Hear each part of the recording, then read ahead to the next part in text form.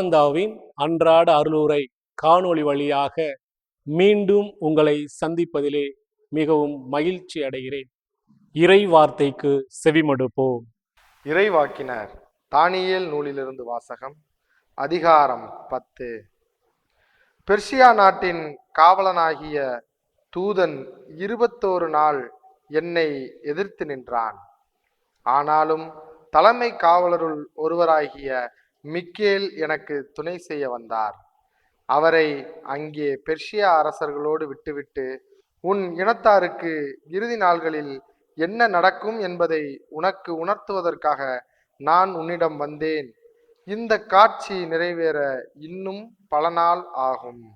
மேலும் அவர் கூறியது, உன்னிடம் நான் வந்த காரணம் உனக்கு தெரிகிறதா? இப்பொழுது பெர்சியா நாட்டு காவலனோடு மீண்டும் போரிடச் செல்கிறேன். நான் அவனை முறியடித்த பின் கிரேக்க நாட்டு காவலன் வருவான். ஆனால் அதற்கு முன் உண்மையின் நூலில் எழுதியுள்ளதை உனக்கு தெரிவிப்பேன். இவர்களை எதிர்த்து போராடுவதில் உங்கள் காவலராகிய மிக்கேலை தவிர எனக்கு துணை நிற்பவர் யாரும் இல்லை. ஆண்டவரின் அருள்வாக்கு. இறைவா, உமக்கு நன்றி. வாசிக்கப்பட்ட இறை வார்த்தையை உள்ளத்தில் இருத்தி இப்பாடல் வழியாக உணர்வோமா?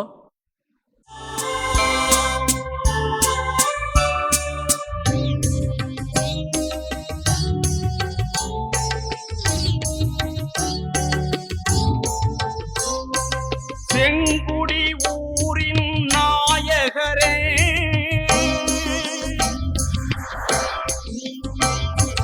செங்குடி ஊரின் நாயகரே, பொங்கிடும் நன்மைகள் தந்தமை காப்பவரே, சோதனை யாவையும் வெல்லும் வேள்வி, சோதனை யாவையும் வெல்லும் வேள்வி, செங்குடி காவலர் மிக்கேலே வாழி, அதிதூதரே வாழி.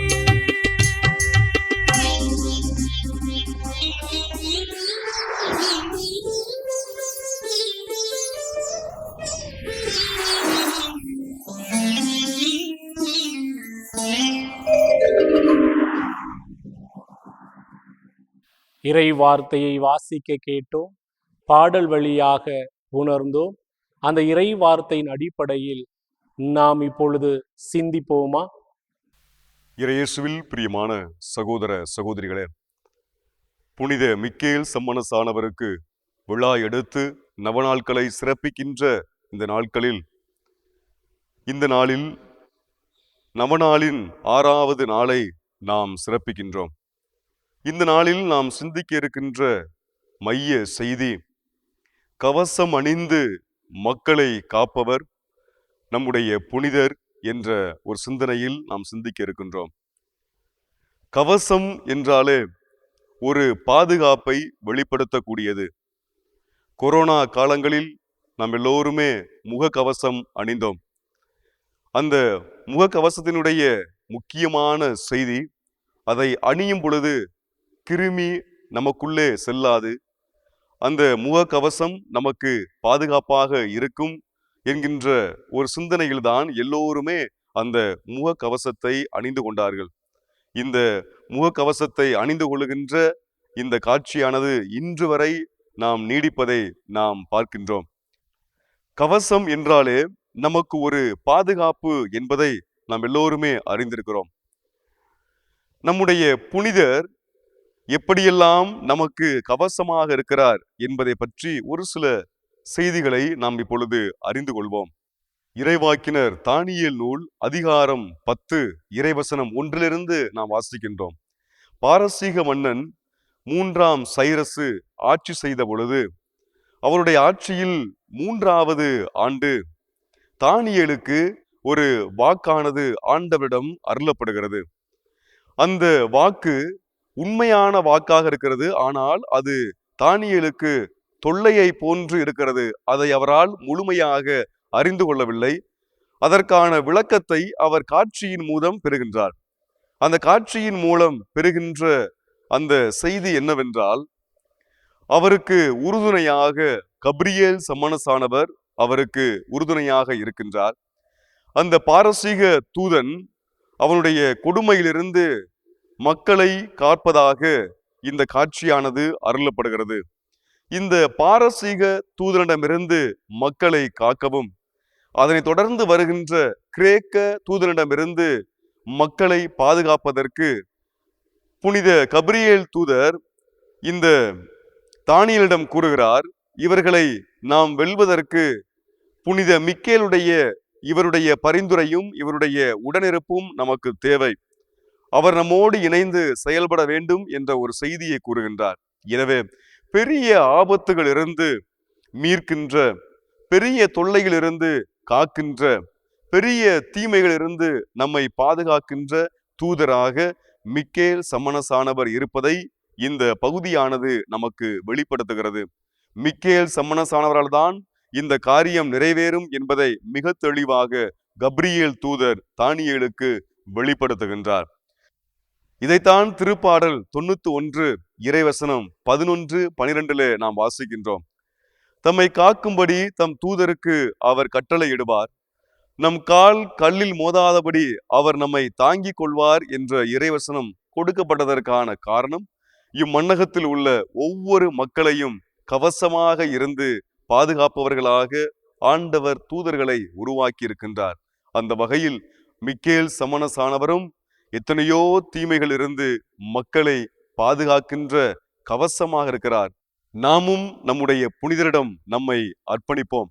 கட்டாயமாக பல்வேறு பிரச்சனைகள் இருந்து, சோதனைகள் இருந்து, மன போராட்டங்கள் இருந்து, நமக்கு எதிராக கிளம்புகின்ற ஒவ்வொரு தீய காரியங்களிலிருந்து நிச்சயமாக நம்முடைய புனிதர் நமக்கு கவசமாக இருந்து நம்மை காப்பார் என்ற நம்பிக்கையோடு நம்முடைய பரிந்துரை ஜெபங்களை நம்முடைய புனிதரிடம் அர்ப்பணிப்போம். அவர் நமக்காக பரிந்து பேசி எல்லாவற்றையும் அவர் பெற்றுக் கொடுப்பார். நம்மையும் நம்முடைய குடும்பத்தையும் நற்கருணை ஆண்டவரிடத்தில் ஒப்படைத்து மன்றாடுவோம்.